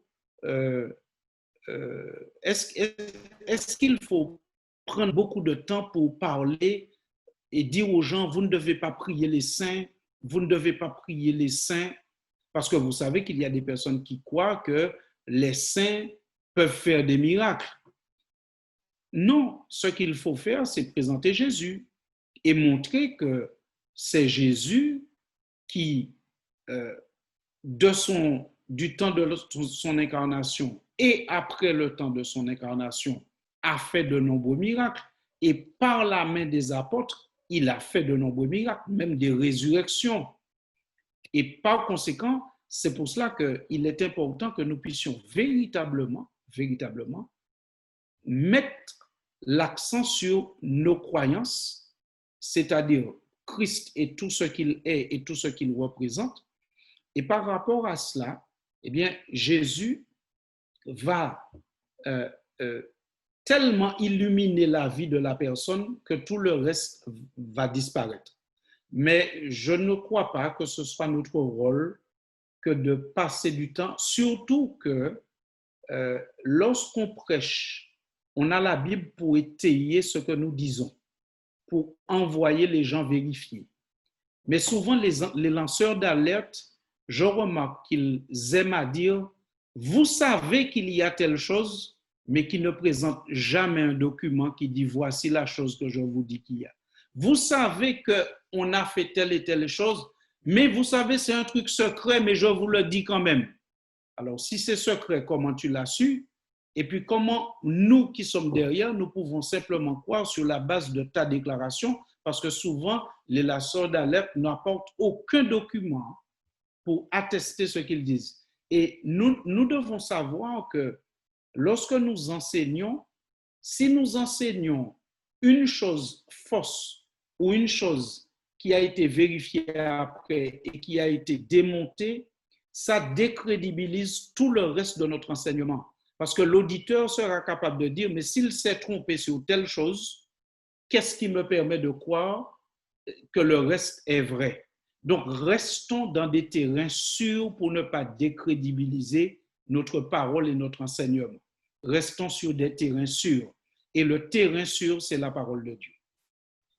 Juste avant de donner la parole à Carole, dans la poursuite de la mission, nous avons le message du troisième ange. Quelle est l'importance de ce message pour nous en tant qu'adventistes du 7e jour et dans la mission du reste?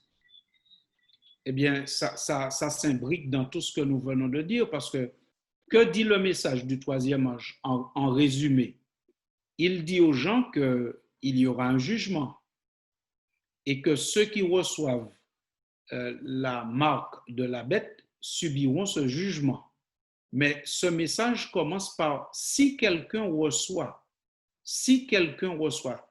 Le fait que le message commence par si quelqu'un reçoit, c'est déjà une manière de dire vous n'êtes pas obligé de recevoir. C'est si vous recevez. Et donc, ce message du troisième ange fait apparaître la notion du choix, la responsabilité de chaque humain de faire un choix. Soit le choix d'une facilité qui est de suivre le courant majoritaire, la tradition qui apporte un certain confort, puisque celui qui reçoit la marque de la bête, il peut acheter et vendre. C'est le symbole de quelqu'un qui est intégré dans la société, qui participe à la vie de la société. Et on a le choix de ne pas recevoir cette marque. Et à ce moment, les conséquences, c'est qu'on ne peut plus ni acheter ni vendre. C'est aussi une manière de dire qu'on ne bénéficiera pas forcément de toutes les grâces de cette société. Mais qu'est-ce qui est préférable, les grâces de cette société ou les grâces du Seigneur? Donc, ce message annonce un jugement. Et puisque nous avons parlé tout à l'heure du Christ qui est amputé dans une grande partie du christianisme, d'une grande partie de son message. Mais nous remarquons bien qu'il y a une grande partie du christianisme qui ne parle pas du jugement dernier, où la notion de jugement a été pratiquement tronquée, puisque on considère que certains qui meurent vont au paradis, que certains qui ne sont pas tout à fait prêts pour le paradis ont une deuxième chance par un purgatoire ou autre chose, et cela fait disparaître la notion de jugement, puisque la Bible dit qu'il n'y a qu'une vie pour se repentir et choisir Christ. Ça encore induit les gens en erreur. Et quand on parle du jugement de Dieu, on parle d'un enfer perpétuel. On parle d'un endroit où les gens vont brûler au siècle des siècles sans périr. Eh bien, là encore, on en parle tellement mal que ça devient un Dieu complètement méchant qu'on n'a pas tellement envie de fréquenter. Donc, on voit que là, le reste a cette responsabilité de parler du jugement, mais de parler du jugement comme il faut, en présentant le jugement d'après les règles établies par la Bible, en restant toujours, comme nous le disions tout à l'heure, en terrain sûr. OK, donc je laisse la parole à Carole pour l'une des dernières questions du chat. Alors, par rapport à la remarque que tu as faite sur la présentation de nos doctrines en présentant Christ d'abord, il y a plusieurs interventions ces derniers temps où l'on entend souvent cette remarque qui résume un peu l'idée que peut-être que nous avons, membres, peut-être, mal présenté notre mission en mettant trop en avant nos doctrines plus que Jésus. Ce n'est pas une affirmation, mais un ressenti. Est-ce le cas? Alors, je crois que nous ne mettrons jamais trop en avant nos doctrines. La notion de doctrine, elle est biblique. Lorsque l'apôtre Paul parle du fait qu'il persécutait les chrétiens dans Acte 22, il dit « j'ai persécuté cette doctrine ». Ça veut dire que c'est biblique. Lorsque Jésus est devant ceux qui le jugent, on lui parle de sa doctrine. On ne mettra jamais trop en avant nos doctrines. Les doctrines sont bonnes. La seule chose, c'est que il faut, je crois, et d'ailleurs nous allons lire une citation d'Ellen White tout à l'heure pour terminer, il faut, je crois, les tenir par le bon bout pour les présenter. C'est un peu comme un couteau. Un couteau, quand on veut l'utiliser, c'est une chose bonne, mais il faut tenir le couteau par le bon bout. Et quand on donne un couteau à quelqu'un, il y a une manière de donner un couteau à quelqu'un. Sinon, si on lui donne le couteau de la mauvaise manière, on peut le blesser ou on peut se blesser. Et je crois que les parents qui sont là apprennent à leurs enfants comment on tient un couteau pour l'utiliser, mais surtout aussi comment on transmet un couteau à quelqu'un. Il y a une manière de tenir un couteau pour le transmettre à quelqu'un. Donc, c'est un peu cela que nous disons et nous l'affirmons, nos doctrines sont bonnes, elles sont nécessaires, elles sont bibliques. Il ne faut pas tomber dans ce christianisme qui voudrait dire tout ce qui compte, c'est l'amour. Tout ce qui compte, c'est s'aimer. On doit seulement s'aimer. Le plus important, c'est l'amour, c'est s'aimer et le reste ne compte pas. Je suis désolé, mais cette notion-là, nous ne la retrouvons pas dans la Bible. L'amour se manifeste dans le concret et elle se manifeste avec des règles. Ce n'est pas biblique, ce n'est pas ce qui est la croyance de l'Église adventiste. Pas du tout. L'Église met en avant l'amour de Dieu, mais l'amour de Dieu s'exprime et se vit au travers d'un certain nombre de règles, de pratiques, au travers d'une organisation, et ça, c'est biblique, et ça, c'est l'Église adventiste. Et nous ne pouvons pas ne pas tenir compte de cela. Et j'ai dit que nous aurions lu une citation d'Ellen White, que je vais vous donner la référence, comme ça vous pourrez l'approfondir si vous voulez. C'est dans le livre Évangélisé. Le livre Évangélisé, la section 7 du livre et la page 172. Le livre Évangélisé, la section 7 et la page 172.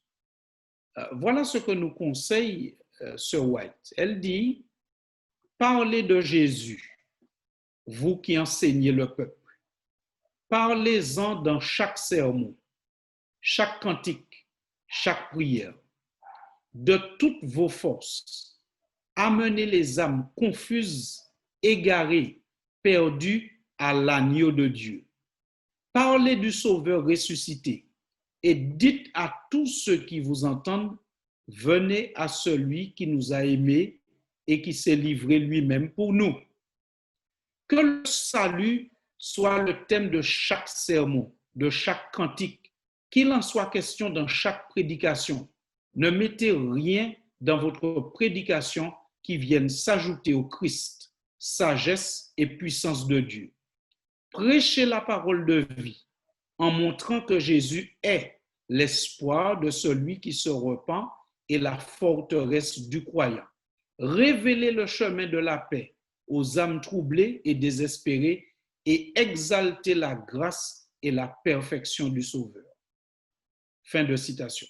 Je rappelle que c'est le livre Évangélisé, section 7, page 172. Donc, ce que nous disons aujourd'hui là, ce n'est pas une nouvelle doctrine, ce n'est pas l'Église qui change, ce n'est pas une idée de quelques nouveaux pasteurs. Non, non, pas du tout, mes amis.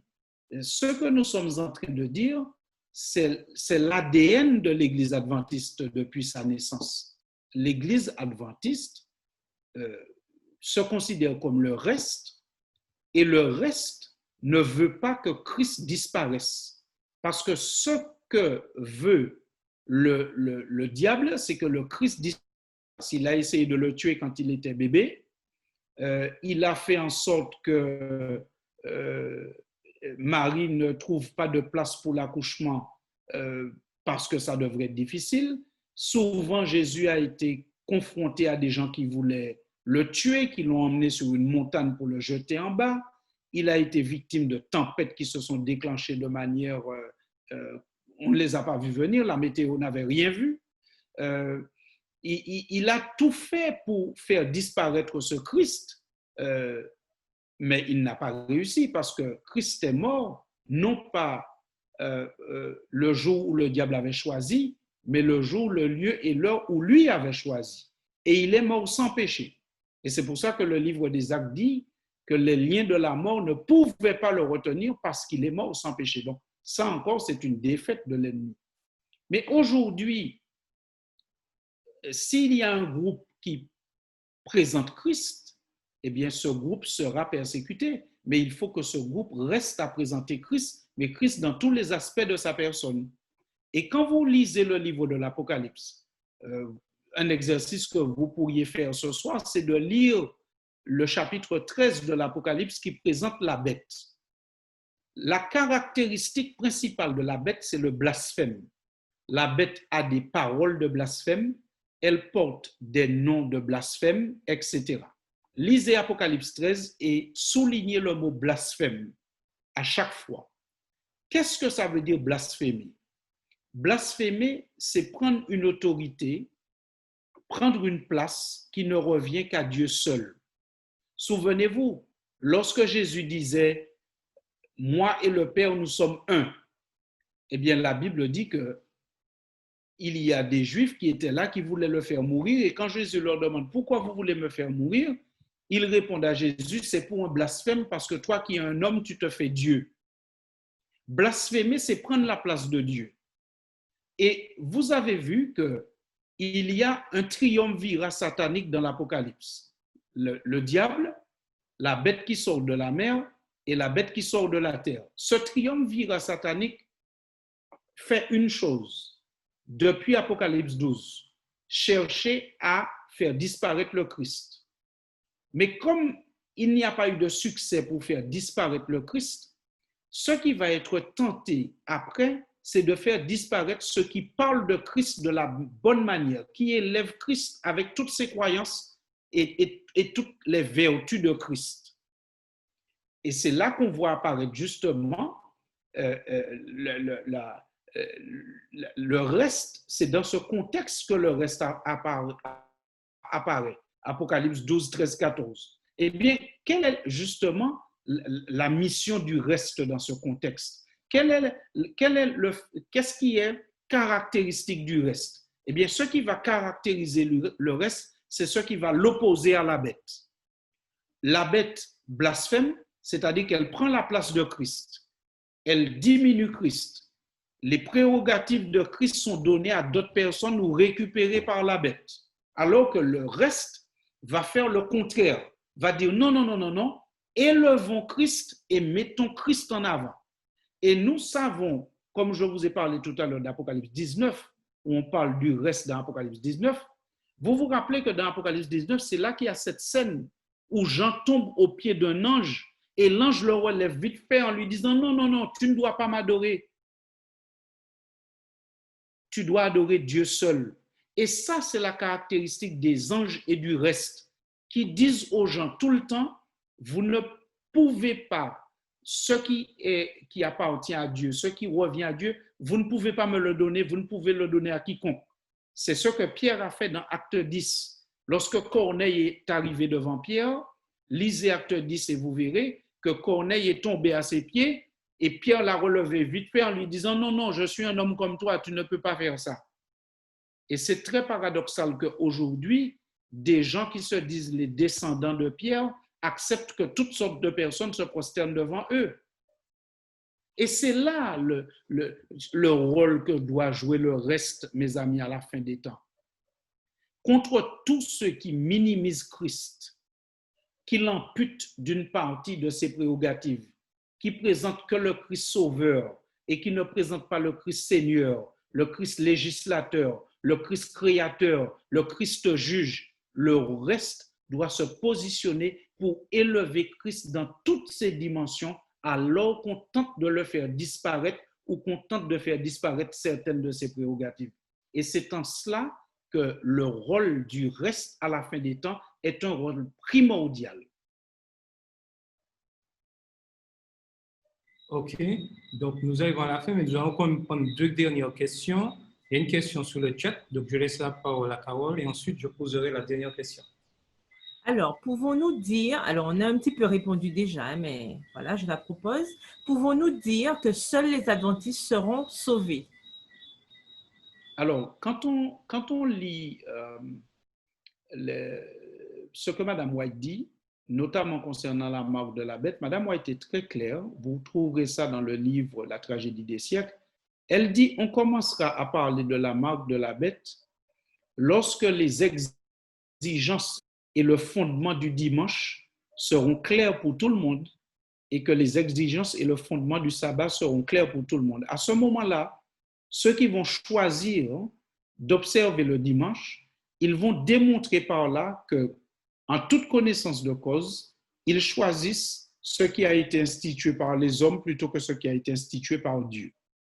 Ce qui signifie que dans le passé, il y a certainement des personnes qui sont mortes déjà, qui n'ont pas connu forcément peut-être le sabbat, parce qu'ils vivaient dans une époque peut-être où il n'y avait pas de Bible, où la Bible était dans une langue inaccessible, ou alors ils ne savaient pas lire et ils entendaient que ce qu'on leur disait.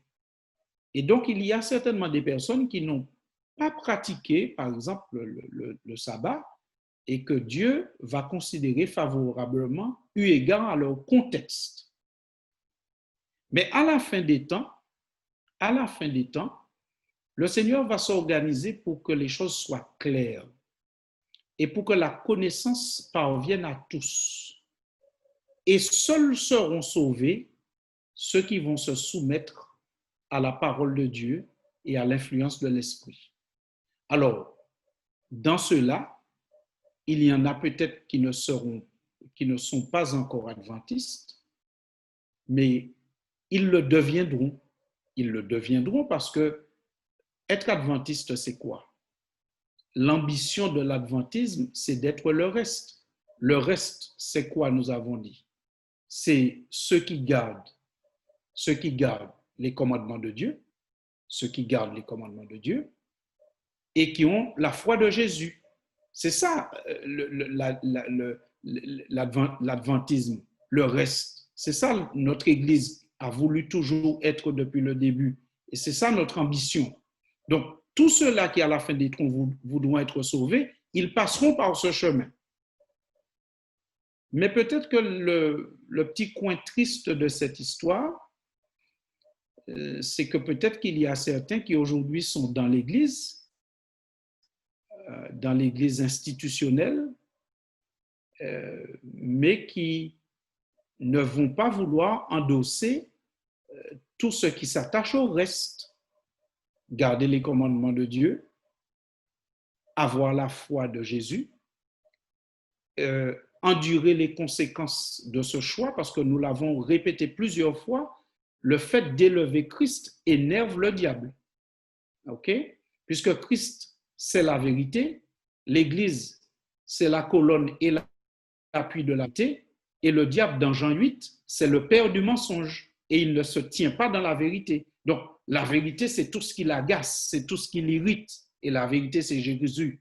Donc, si vous vous attachez à Jésus, attachez à élever Christ dans tous les aspects de sa personne, créateur, sauveur, juge, législateur, etc., forcément, ça suscite la colère du diable.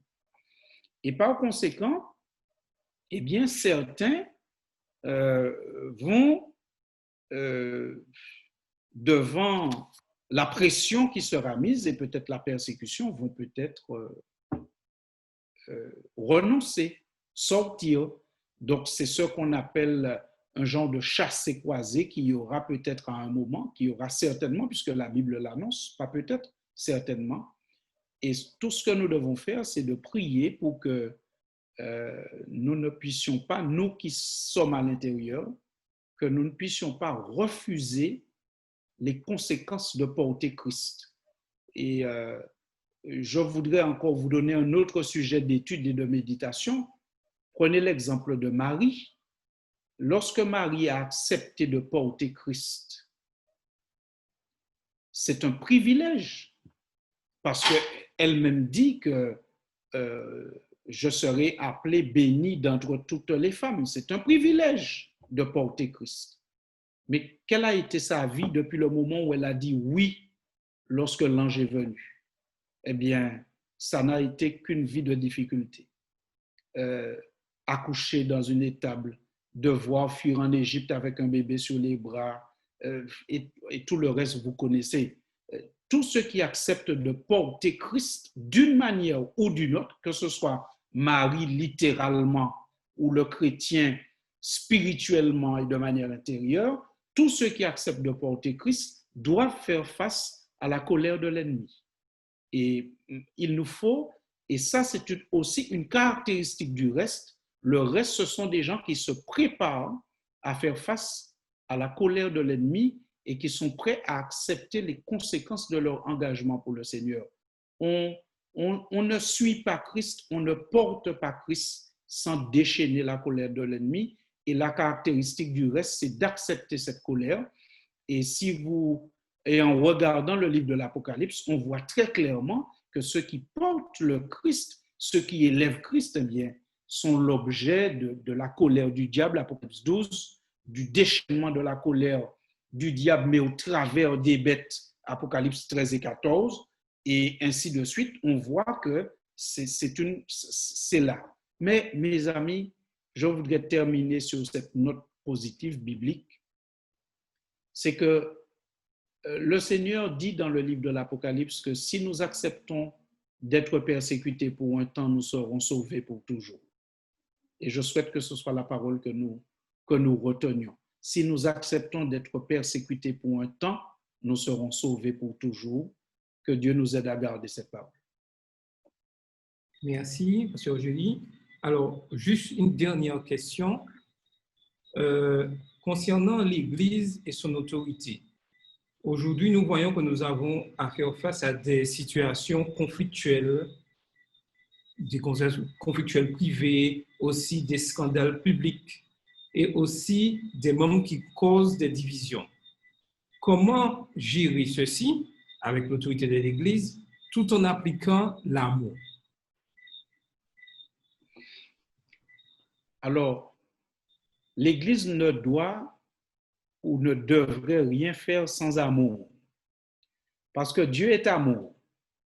Et forcément, l'Église ne fait rien sans Dieu. Donc, si l'Église ne fait rien sans Dieu, l'Église ne fait rien sans amour. Mais, comme nous l'avons dit tout à l'heure, l'amour, ce n'est pas toujours oui et toujours passer la main à tout. Dieu nous aime, Dieu nous a créés dans l'amour. Pourtant, il a demandé à Adam et Ève de sortir du jardin. Alors, il ne les a pas abandonnés, mais ils n'ont pas pu continuer à habiter le jardin. Dieu aimait David. Dieu n'a jamais abandonné David. Mais à un moment, il a quand même dit à David, écoute, je ne cesse pas de t'aimer, mais tu ne pourras pas construire le temple. Le temple ne portera pas ton nom. On ne dira pas que c'est le temple de David. Et David, qu'a-t-il fait face au nom de Dieu? Lorsque Dieu lui a dit non, qu'a-t-il fait? Bien, il a accepté le nom de Dieu parce que quand on comprend l'amour, on comprend que l'amour peut dire oui, l'amour peut dire non, l'amour peut féliciter, mais l'amour peut reprendre, l'amour peut censurer, l'amour peut exhorter. Et ce qu'il y a de merveilleux, c'est pour cela que David est véritablement un homme dont le témoignage est intéressant à contempler. David, quand Dieu lui a dit « tu ne feras pas le temple », il aurait pu dire « bon, Salomon va se débrouiller puisque c'est Salomon qui le fera ». Mais la Bible dit que David a tout cherché jusqu'au dernier clou que Salomon a utilisé. En fait, Salomon n'a eu qu'une chose à faire, c'est de dire « je déclare le chantier ouvert ». Mais tout le reste, David l'avait fait. Il avait cherché les matériaux, ouvriers, l'emplacement. Donc, quand tu poses la question comment l'Église gère, eh bien, l'Église gère avec amour. Et gérer avec amour, c'est parfois comprendre la situation de quelqu'un, c'est parfois dire non à cette personne, c'est parfois dire à cette personne tu dois sortir du jardin, mais on ne t'abandonne pas. C'est parfois dire à quelqu'un tu ne pourras pas être celui qui construit le temple, tu ne pourras pas être le maître d'œuvre de certaines choses. Ça ne veut pas dire que tu ne peux pas contribuer, mais tu ne seras pas le maître d'œuvre. Tout ça, c'est l'amour. Tout ça, c'est Dieu. Alors, la difficulté va être de savoir à quel moment faire l'un ou l'autre. C'est ça la difficulté. La difficulté, c'est comment ne pas faire l'un ou l'autre quand c'est mon ami, mon copain ou ma petite cousine. C'est ça la difficulté. Et comme nous l'avons dit tout à l'heure quand nous avons parlé de ce premier concile des apôtres, ce sera possible lorsque l'Église se réunira dans la prière et sous la dictée de l'Esprit, sous la conduite de l'Esprit, et que ce ne sera pas un esprit partisan ou un esprit de camaraderie ou un esprit de peur, parce que parfois on se réunit et on a peur. On a peur de certaines personnes. On a peur de prendre certaines décisions. Quand l'Église ne se réunira ni sous l'esprit de la peur, ni sous l'esprit de la camaraderie, ni sous l'esprit je ne sais pas quel autre esprit, vous pourriez m'aider à trouver d'autres mots, mais sous la conduite de l'esprit de Dieu seul, un esprit qui va nous dire quand à certains moments on fera comme ci ou comme ça, mais on doit savoir que par moment il faudra faire comme ci, comme ça, ou à droite ou à gauche, mais tout cela c'est l'amour. Il ne faut pas croire que l'amour c'est toujours dire oui. L'amour n'est pas toujours de dire oui, ou de dire comme si je ne t'ai pas vu, ou je fais comme si je ne t'ai pas vu. L'amour, c'est parfois dire je t'ai vu, et ça, c'est pas bien. Et à cause de ça, ben, tu ne pourras plus être le maître d'œuvre. Ça aussi, c'est l'amour. OK, nous te remercions. Nous arrivons à la fin. Donc, tu feras une conclusion et si tu as quelques mots à dire aussi pour conclure. Ensuite, Carole, nous chanterons le chantème et tu feras la dernière prière. Mais avant de te laisser la parole pour la conclusion, juste une annonce pour notre prochaine rencontre qui aura lieu dimanche 23 août à partir de 19h. Et nous verrons les croyances 14, l'unité du corps du Christ, la croyance 15, le baptême, et la croyance 16, la Sainte Seine. Et nous aurons comme invité le pasteur Pierre Widgis, qui est de la mission de la Guyane française. Donc, pasteur Gély, tu as la parole pour la conclusion. Eh bien, la conclusion, je vais la tirer peut-être d'un mot que j'ai vu tout à l'heure dans les échanges que nous avons vus. Je ne me rappelle plus, oui, voilà, je l'ai retrouvé, quelqu'un qui disait « Les événements s'accélèrent. Le temps est venu pour serrer les rangs. Notre délivrance approche. » Je pense que je me permettrai d'emprunter les mots de Maryse pour faire la conclusion, parce que je trouve que ce sont des mots à propos par rapport à toutes les questions que nous avons débattues. Ce n'est vraiment pas le moment, de nous préoccuper, de discuter trop longtemps dans nos comités de quelle couleur de carrelage nous allons mettre dans les toilettes. Ce n'est pas le moment de passer beaucoup de temps sur ce genre de questions. C'est le moment d'aller à l'essentiel, d'approfondir l'essentiel, de faire peut-être table rase, et certainement table rase, pas peut-être, certainement table rase, des conflits inutiles qui souvent reposent sur des détails, des bricoles, des choses non essentielles. C'est le moment d'avoir du temps avec Christ. Et vous savez, frères et sœurs, qu'il y a une notion qui m'est chère, à laquelle je suis attaché toujours. C'est cette phrase d'Ellen White qui dit que nous devrions passer chaque jour 1 heure avec Dieu, au moins 1 heure avec Dieu, à méditer sur les événements de la vie de Jésus. C'est le moment véritablement de passer du temps avec Christ pour le contempler, lui demander de nous fortifier, de nous remplir. Et ainsi, comprenant bien notre mission, que nous puissions nous y appliquer sous la conduite de l'Esprit et que nous puissions savoir qu'il y aura des temps difficiles. Il y aura des frères qui vont perdre leur travail peut-être dans les mois à venir. Dans certaines familles, il y aura des morts, il y aura des maladies. Il y aura des temps difficiles. Mais c'est le moment pour l'Église d'être ce qu'elle doit être. Comme nous avait invité Madeleine à bien le comprendre au début, l'Église doit être un lieu de solidarité, de partage, un lieu où on se préoccupe des besoins des uns des autres. L'Église doit être ce lieu où Christ est élevé, présenté, mais sans l'amputer. Il faut présenter Christ avec tous ses membres, avec tout ce qu'il est, sauveur, créateur, rédempteur, juge, législateur, celui qui revient. Il faut le présenter avec tous les aspects de sa personne pour qu'on puisse le voir en entier dans l'Église et que l'Église soit pleinement bénie par Christ. Il faut accepter les conséquences, peut-être la souffrance, peut-être la persécution, certaines difficultés particulières. Il faut accepter cela. Et puis, aujourd'hui, nous avons les églises qui sont plus ou moins fermées Mais nous avons Zoom, nous avons Internet, nous avons YouTube, nous avons la radio, nous avons toutes ces choses. Mais savons-nous si la prochaine fois nous aurons encore ces choses-là? Savons-nous si nous pourrons encore y accéder? Est-ce qu'à l'époque où il y aura la prochaine crise, nous pourrons toujours acheter et vendre? Parce que pour être sur Zoom, là, il a fallu acheter. Est-ce que nous pourrons toujours acheter et vendre dans 1 an, dans 10 ans, dans 15 ans? Donc, profitons de chaque jour à fond. Non pas dans un esprit de ceux qui disent « ouais, profitons de chaque jour à fond pour faire la fête », mais profitons de chaque jour à fond pour connaître Dieu, pour nous remplir, faire le plein comme les vierges sages, et nous pourrons, dans les temps difficiles, tenir bon par la grâce de Dieu.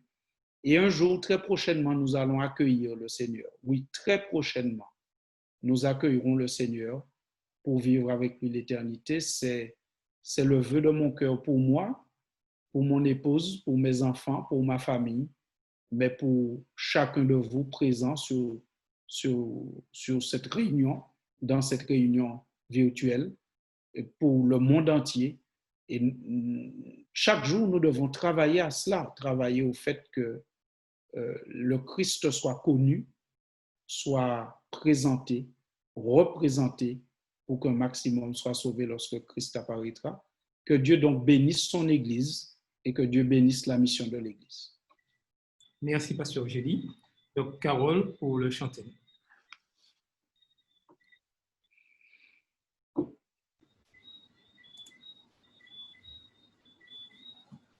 Nous remercions le pasteur Gély pour cette enrichissante présentation. Nous allons terminer avec notre chantème. On y va. Dans tous nos cœurs brûle cette espérance du retour de notre Sauveur. Et nous mettons notre ardente confiance dans les promesses du Seigneur. Bientôt du monde en émoi, tous les peuples réveillés se lèveront pour chanter Alléluia, Christ est roi. Dans tous nos cœurs brûle cette espérance du retour de notre Sauveur. Soyons unis en Christ notre Seigneur et motivés par son amour.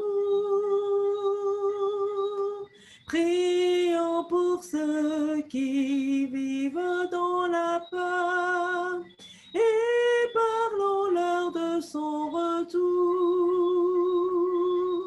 C'est l'objet de notre foi. Jésus-Christ apparaîtra et l'Église chantera Alléluia, Christ est roi.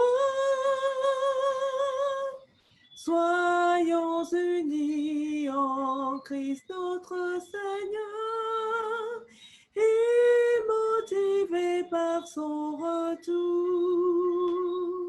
Merci à tous, bon sabbat, à bientôt. Pasteur Gély pour la dernière prière. Et prions ensemble. Oui, Seigneur Jésus, nous croyons que selon la promesse qui nous est plusieurs fois répétée dans la Bible, que bientôt tu apparaîtras, portant avec toi la délivrance, la guérison, la résurrection, la reconstruction. Nous prions, Seigneur, pour que ce jour vienne en son temps et qu'en attendant ce jour, Père, nous soyons appliqués à ton œuvre, l'œuvre de connaître notre Sauveur et de le partager. Car nous savons, Seigneur, que lorsque nous sommes occupés, nous ne voyons pas le temps passer. C'est comme à la maison, quand nous avons beaucoup de choses à faire, nous sommes étonnés de constater qu'il est déjà midi. Alors, Seigneur, aide-nous à être occupés, non pas dans un activisme lié au matérialisme, mais occupés parce que, Seigneur, nous sommes occupés par toi, occupés par ta parole, occupés dans la mission, dans la vigne du Seigneur. Seigneur, nous te prions de bénir ton Église tout autour du monde, tout autour de ce globe, et permets que l'Église puisse avoir avec toi du succès dans sa mission, transmettre la connaissance de Jésus-Christ, notre divin Sauveur et Seigneur. Père éternel, nous avons besoin de santé, nous avons besoin d'argent, nous avons besoin de stabilité émotionnelle, nous avons besoin de développement intellectuel pour accomplir cette mission. C'est pourquoi nous te prions de bénir chaque membre de l'Église dans tous les aspects de la personne humaine. Donne-nous ce dont nous avons besoin pour accomplir la mission.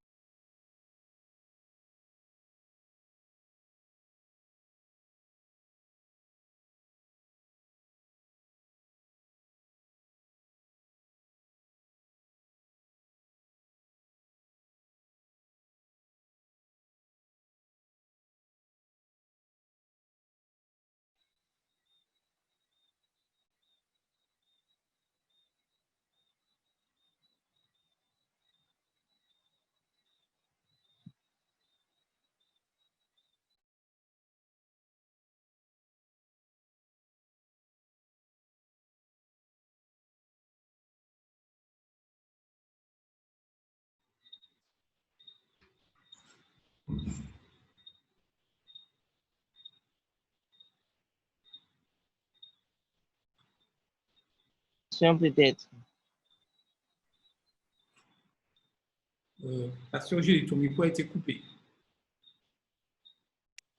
Seigneur, bénis les dirigeants de l'Église également et permets que ces dirigeants puissent être aussi revêtus de ton esprit et marcher et paître le troupeau comme tu l'as recommandé aux premiers anciens.